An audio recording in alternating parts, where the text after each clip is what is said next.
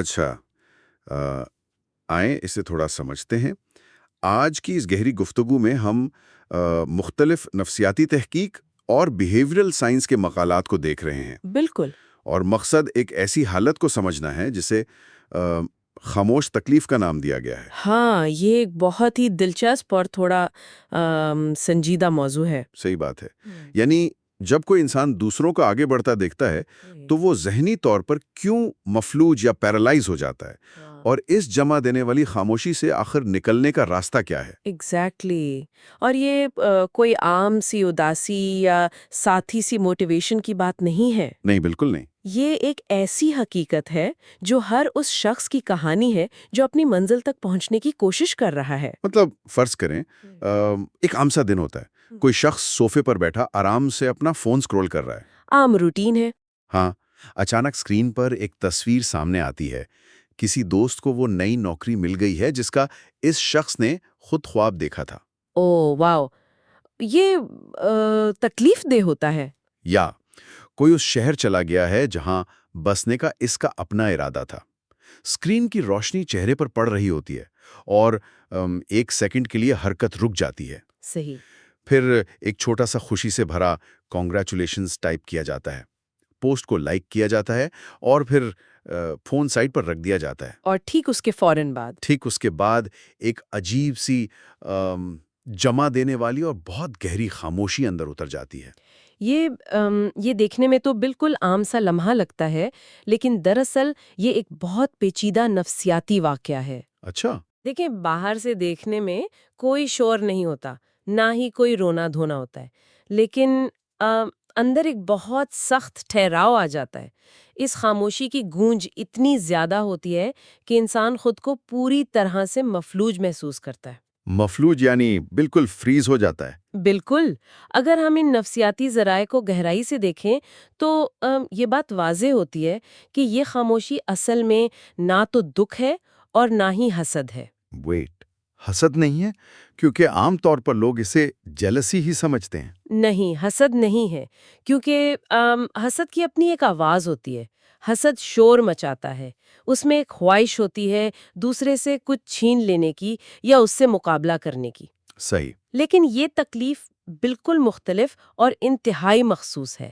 یہ ایک ایسی سٹیٹ ہے جہاں دماغ مقابلہ کرنے کے بجائے بالکل تسلیم کر لیتا ہے اور ہار مان کر چپ ہو جاتا ہے. ہاں، اور حسد میں ایک قسم کی حرکت یا موومنٹ ہوتی ہے، چاہے وہ منفی ہی کیوں نہ ہو، لیکن اس خاموشی میں تو ایک مکمل سنپن ہوتا ہے۔ ایگزیکٹلی. یہ بالکل ایسا ہے جیسے کوئی ریلوے اسٹیشن پر کھڑا ہو، پلیٹ فارم پر بہت بھیڑ ہے، باقی سب کے ٹرین کے اوقات سکرین پر آ رہے ہیں، ان کی گاڑیاں وقت پر روانہ ہو رہی ہیں، لوگ اپنی منزلوں کی طرف نکل رہے ہیں، سب آگے بڑھ رہے ہیں. ہاں، لیکن اس ایک شخص کے ہاتھ میں جو ٹکٹ ہے اس پر کوئی وقتی درج نہیں ہے، وہ بس سب کو جاتے ہوئے دیکھ رہا ہے اور اسے لگتا ہے کہ اس کی ٹرین شاید کبھی آئے گی ہی نہیں۔ یہ بہت ڈیپلی پیرالائزنگ فیلنگ ہے. لیکن میرا سوال یہاں یہ ہے کہ آخر دماغ اس صورتحال کو عام اداسی کے بجائے ایک مفلوج کر دینے والی خاموشی میں کیوں تبدیل کر دیتا ہے؟ اچھا. مطلب کوئی بھی بس تھوڑا اداس ہو کر اپنے کام پر واپس کیوں نہیں چلا جاتا؟ یہ پیرالائسس کیسے بن جاتا ہے؟ دیکھیں، اس سوال کا جواب ڈھونڈنے کے لیے ہمیں دماغ کے اندر چلنے والے نظام اور اس کی اصل نفسیاتی تشخیص کو سمجھنا پڑے گا. نفسیات دان اس کیفیت کو سوشل کمپیریزن پیرالائسس کا نام دیتے ہیں. Social comparison paralysis? ہاں، اسے صرف ایک عام سی بے چینی نہیں سمجھنا چاہیے. جب کوئی انسان اپنے اور دوسروں کے درمیان کی ترقی کا فاصلہ روزانہ محسوس کرتا ہے تو ایک وقت آتا ہے جب دماغ اس فاصلے کو صرف ایک خبر کے طور پر نہیں لیتا. تو پھر کیا سمجھتا ہے؟ وہ اسے ایک ٹھوس ثبوت مان لیتا ہے. ثبوت؟ کس چیز کا ثبوت؟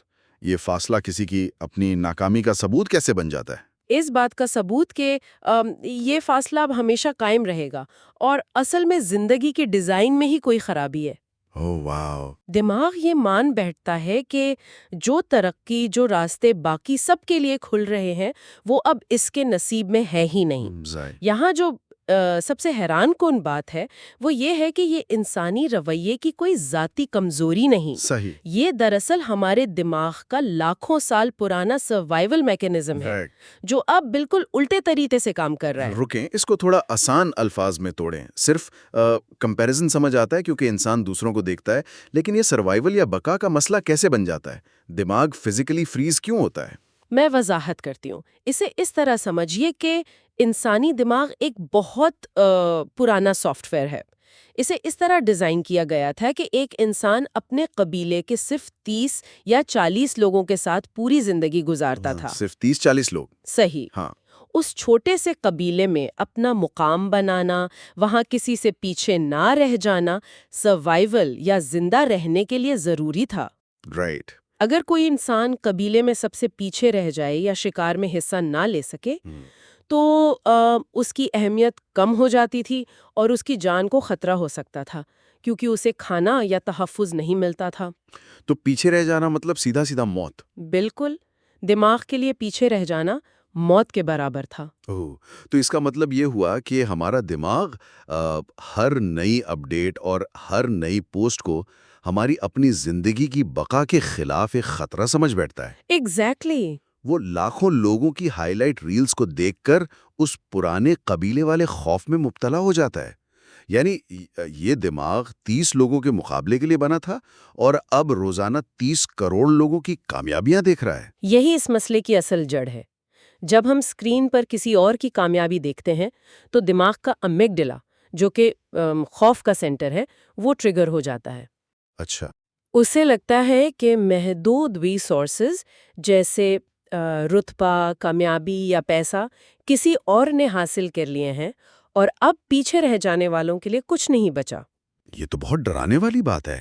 ہاں، خوف کی وجہ سے جسم اور دماغ کا سمپتھیٹک نروس سسٹم ایک فریز سٹیٹ میں چلا جاتا ہے۔ یہ وہی ری ایکشن ہے جب کوئی جانور کسی خطرے کو دیکھ کر بالکل پتھر کا بن جاتا ہے تاکہ شکاری اسے دیکھ نہ سکے۔ صحیح۔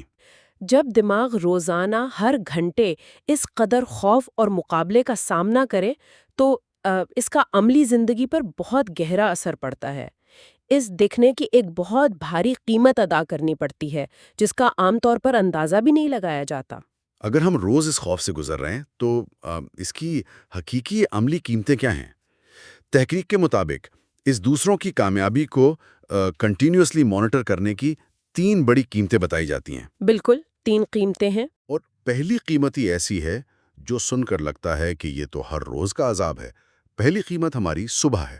ہاں، صبح کا آغاز۔ عام طور پر آنکھ کھلتے ہی دن کا آغاز ہونے سے پہلے، بیڈ سے اٹھنے سے پہلے ہی فون چیک کیا جاتا ہے۔ اس سے دن کے آغاز پر آخر کیا اثر پڑتا ہے؟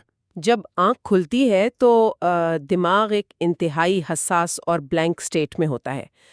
بائیو کیمیکل طور پر صبح کے وقت کورٹیزول اور ڈوپامین کا ایک مخصوص بیلنس چاہیے ہوتا ہے تاکہ انسان میں دن شروع کرنے کی توانائی ہو۔ صحیح، فریش سٹارٹ کے لیے۔ لیکن جب بستر میں پڑے پڑے ہی اسکرین پر کسی اور کی آگے بڑھتی ہوئی زندگی دیکھی جاتی ہے تو دماغ فوراً اسکیرسٹی یا کمی کے احساس میں چلا جاتا ہے۔ اچھا۔ انسان یہ دیکھ رہا ہوتا ہے کہ جب وہ سو رہا تھا تو دنیا کتنی آگے نکل گئی۔ نتیجہ یہ نکلتا ہے کہ دن شروع ہونے سے پہلے ہی انسان خود کو سب سے پیچھے محسوس کرتا ہے۔ یہ تو بہت نیگیٹو سٹارٹ ہے۔ بالکل، صبح کی وہ توانائی، وہ امید جو ایک نئے دن کا تحفہ ہوتی ہے، وہ ہم پہلے 5 منٹ کی اس سوشل میڈیا فیڈ میں ہی ختم ہو جاتی ہے۔ انسان دن کا آغاز 0 سے نہیں بلکہ مائنس سے کرتا ہے۔ مائنس سے؟ صحیح۔ لیکن بات صرف صبح کی نہیں ہے۔ ایک اور چیز جو اس خاموشی میں دب جاتی ہے وہ ہے ہمارے نئے خیالات۔ یہ اس کی دوسری بڑی قیمت ہے، آئیڈیاز کی قیمت۔ آئیڈیاز کی قیمت، ہاں۔ ایسا نہیں ہے کہ اس خاموشی میں مبتلا لوگوں کو نئے آئیڈیاز نہیں آتے، دماغ تو کام کر رہا ہوتا ہے، لیکن مسئلہ یہ ہے کہ ہر نیا آئیڈیا پیدا ہوتے ہی اس خوف کے ترازو میں تول دیا جاتا ہے کہ یہ تو پہلے ہی کسی اور نے کر لیا ہے، بالکل، یا اس دوسرے شخص نے اسے بہت بہتر انداز میں کیا ہوا ہے، اور وہ بیچارہ کچا آئیڈیا کوئی عملی شکل لینے سے پہلے ہی اندر خاموش ہو کر دفن ہو جاتا ہے۔ یہ پرفیکشنزم اور کمپیریزن کا ایک ایسا پہاڑ ہے جس کے نیچے ہر نیا قدم دب جاتا ہے۔ ایک کچی خیال کا موازنہ کسی دوسرے کے مکمل اور پالشڈ کام سے کیا جاتا ہے۔ ایگزیکٹلی نئے خیال کو وقت اور غلطیوں کی گنجائش چاہیے ہوتی ہے، لیکن جب نظر ہمیشہ کسی کی منزل پر ہو تو اپنے سفر کی شروعات ہی بے معنی لگنے لگتی ہے۔ رائٹ۔ اور اس سے جڑی ہوئی تیسری اور سب سے بڑی قیمت جو ادا کی جاتی ہے وہ ہے موجودگی، یعنی پریزنس کی قیمت۔ پریزنس۔ جو شخص اپنا پورا وقت دوسروں کی منزلوں اور ان کے راستوں کو ناپنے میں گزار رہا ہو، وہ کبھی اپنی زندگی میں اپنے لمحے میں پوری طرح موجود نہیں رہ سکتا۔ Physically present, mentally absent. وہ کسی فیملی ڈنر پر بیٹھا ہوگا، کسی خاص موقع پر ہوگا، یا اپنا کوئی کام کر رہا ہوگا، لیکن ذہنی طور پر وہ ہمیشہ کہیں اور ہوگا۔ زندگی سامنے گزر رہی ہوتی ہے اور انسان ذہنی طور پر کسی اور کی زندگی کا حساب کتاب لگا رہا ہوتا ہے۔ یہاں بات تھوڑی عجیب لگتی ہے۔ میرا مطلب ہے ایک عجیب سا تضاد سامنے آتا ہے۔ وہ کیا؟ اگر ہم عام نفسیاتی مشوروں یا سیلف ہیلپ کی دنیا کو دیکھیں تو ہمیں ہمیشہ یہی سکھایا جاتا ہے کہ دوسروں کی کامیابی دیکھو، ان کی سٹوریز پڑھو اور ان سے سیکھو۔ انسپریشن لو۔ بالکل۔ اگر ہمیں دوسروں کو آگے بڑھتا دیکھ کر خوشی یا انسپریشن محسوس کرنی چاہیے تو یہ انسپریشن جس کی اتنی مارکیٹنگ کی جاتی ہے وہ قاتل کیوں بن رہی ہے؟ اچھا سوال ہے۔ کیا غلط جگہ انسپریشن ڈھونڈی جا رہی ہے یا اس دیکھنے کے عمل میں ہی کوئی بنیادی خرابی ہے؟ یہ واقعی بہت گہرا اور ضروری سوال ہے۔ دیکھیے، انسپریشن وہاں پیدا ہوتی ہے جہاں دیکھنے کا مقصد واقعی سیکھنا ہو، صحیح۔ جہاں اس بات پر توجہ دی جا رہی ہو کہ اس شخص نے کیا محنت کی، اس نے غلطیاں کیا کیں اور وہ راستہ کیسے طے کیا۔ لیکن جب دیکھنے کا عمل چاہے انجانے میں ہی کیوں نہ ہو، صرف اپنے آپ کو کمتر محسوس کرنے اور خود کو ناپنے کا ذریعہ بن جائے تو وہ انسپریشن نہیں رہتی، وہ عذاب بن جاتی ہے۔ بالکل، وہ ایک ذہنی آزمائش بن جاتی ہے۔ جب دماغ پہلے ہی سوشل کمپیریزن پیرالیسس کی گرفت میں ہو تو وہ کسی بھی کامیابی کی کہانی کو سیکھنے کے موقع کے بجائے اپنے ناکام ہونے کے ٹھوس ثبوت کے طور پر دیکھتا ہے۔ صحیح۔ یہ وہ پوائنٹ ہے جہاں لرننگ کا میکینزم بند ہو جاتا ہے اور سروائیول کا میکینزم آن ہو جاتا ہے۔ صحیح۔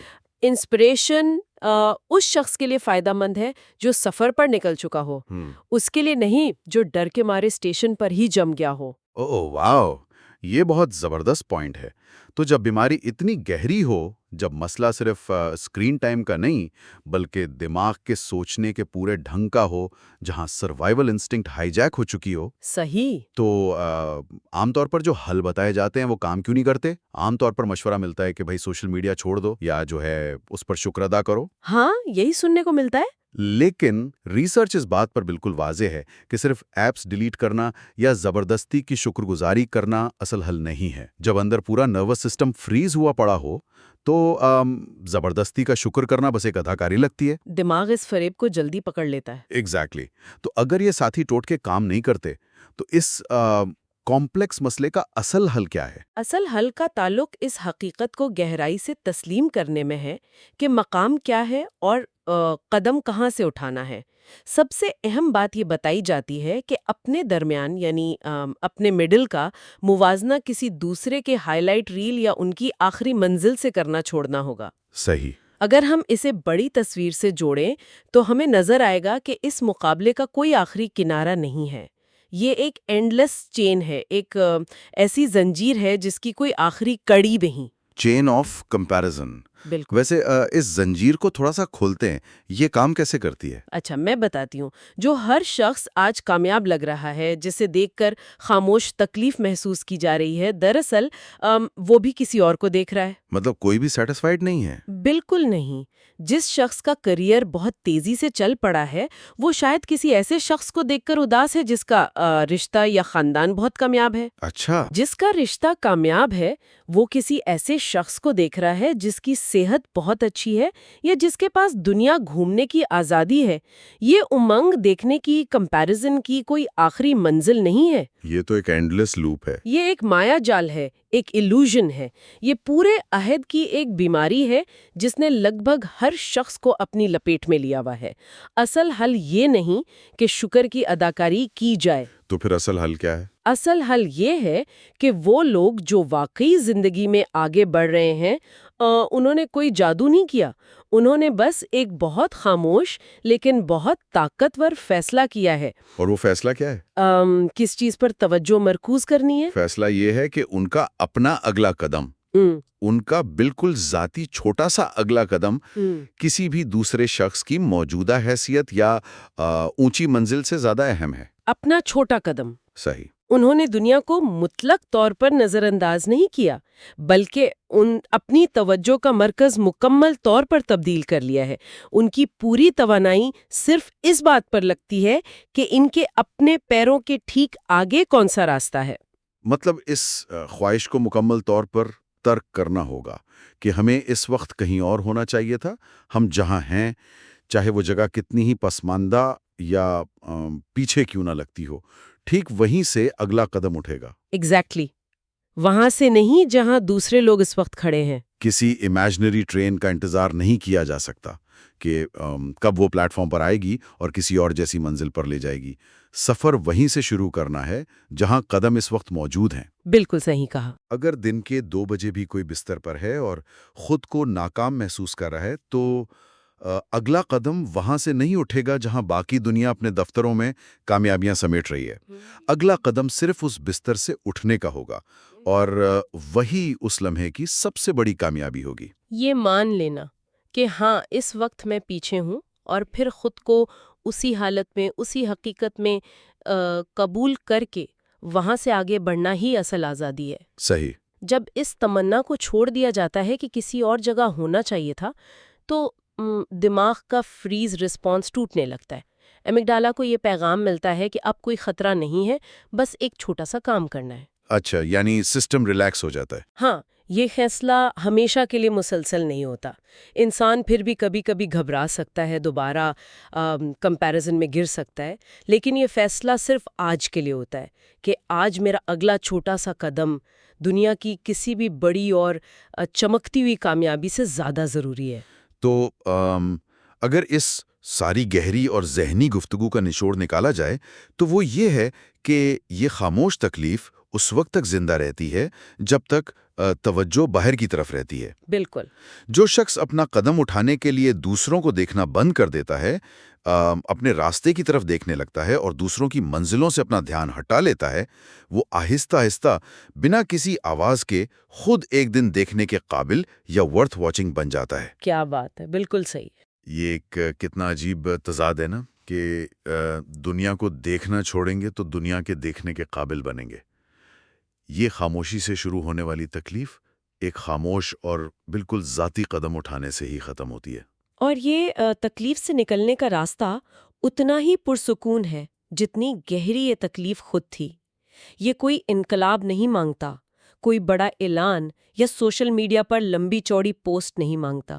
رائٹ۔ یہ صرف اندر کی توجہ مانگتا ہے، ایک قبولیت اور اپنے اگلے قدم کی اہمیت۔ اچھا، اس ساری گفتگو اور ان تحقیقات کو سمیٹنے کے بعد ایک ایسی سوچ ابھر کر آتی ہے جس پر ہم سب مزید غور کر سکتے ہیں۔ وہ کیا سوچ ہے؟ ہم نے بات کی کہ ہمارا دماغ واقعی قدیم دور کے مطابق صرف 29 لوگوں کے قبیلے سے موازنہ کرنے کا عادی ہے۔ یہ اس کا ڈیفالٹ سسٹم ہے اور یہ بدل نہیں سکتا کیونکہ ایوولوشن یا ارتقاء اتنی تیزی سے نہیں ہوتا۔ ہاں، یہ تو ایک بائیولوجی کی حقیقت ہے۔ لیکن اگر یہ سسٹم بدل نہیں سکتا تو کیا جان بوجھ کر اس نظام کو ہیک کیا جا سکتا ہے؟ ہیک؟ ویٹ، وہ کیسے؟ اس میکنزم کو اپنے فائدے کے لیے کیسے استعمال کیا جا سکتا ہے؟ دیکھیں، اگر دماغ کو مقابلہ کرنا ہی ہے، اگر اسے کمپیریزن کی خوراک چاہیے ہی چاہیے تاکہ وہ حرکت میں آئے، تو کیا باقی پوری دنیا کو میوٹ کر کے ان 30 کروڑ لوگوں کا فیڈ بند کر کے صرف اپنے گزرے ہوئے کل یعنی پاسٹ سیلف کو ہی اپنا واحد رقیب بنایا جا سکتا ہے؟ اوہ واو! کیا دماغ کو یہ سکھایا جا سکتا ہے کہ تیرا قبیلہ صرف تیری ہی پرانی ورژنز پر مشتمل ہے؟ یہ واقعی ایک بہت ہی طاقتور تصور ہے۔ اگر کمپیریزن کا الگوریدم اندر موجود ہے اور وہ ختم نہیں ہو سکتا، تو اس الگوریدم کا فوکس بدلنا ایک بہترین حکمت عملی ہو سکتی ہے۔ بالکل۔ دوسروں کی ہائی لائٹ ریل کو نکال کر اپنے ہی پاسٹ کی ریالٹی کو سامنے رکھ دینا۔ اس طرح دماغ کا یہ مقابلے کا نظام جو کل تک بربادی، خوف اور پیرالسس کا سبب بن رہا تھا، وہی نظام اچانک ترقی اور فوکس کا سب سے بڑا ہتھیار بن جائے، خود کو بہتر بنانے کا مقابلہ۔ یہ خود کو اور اپنے ہی پرانے دھنگ کو آؤٹ گرو کرنے کا مقابلہ ہوگا، ایک ایسی ریس جس میں پیچھے رہ جانے کا خوف نہیں بلکہ آگے بڑھنے کی فطری جستجو ہوگی۔ صحیح بات ہے۔ اس گہری گفتگو نے واقعی اس خاموش تکلیف کے اسباب کو صرف سمجھایا ہی نہیں بلکہ دماغ کے اس قدیم نظام کو اپنے فائدے کے لیے استعمال کرنے کا ایک نیا زاویہ بھی دیا ہے۔ ایبسولوٹلی۔ اور اسی فکر انگیز خیال کے ساتھ اس سفر کو یہیں ٹھہراؤ دیتے ہیں۔ سیکھنے اور غور کرنے کی یہی خوبصورتی ہوتی ہے کہ ہر ٹھہراؤ اور ہر خاموشی میں سے ایک نیا راستہ نکال آتا ہے۔ بس نظر ٹھیک اپنے اگلے قدم پر ہونی چاہیے۔ ضرور غور کیجیے گا اس تصور پر۔ دنیا سے ڈر کر رک جانے کے بجائے اپنے گزرے ہوئے کل سے مقابلہ شاید زندگی کی سب سے دلچسپ ریس ہو سکتی ہے۔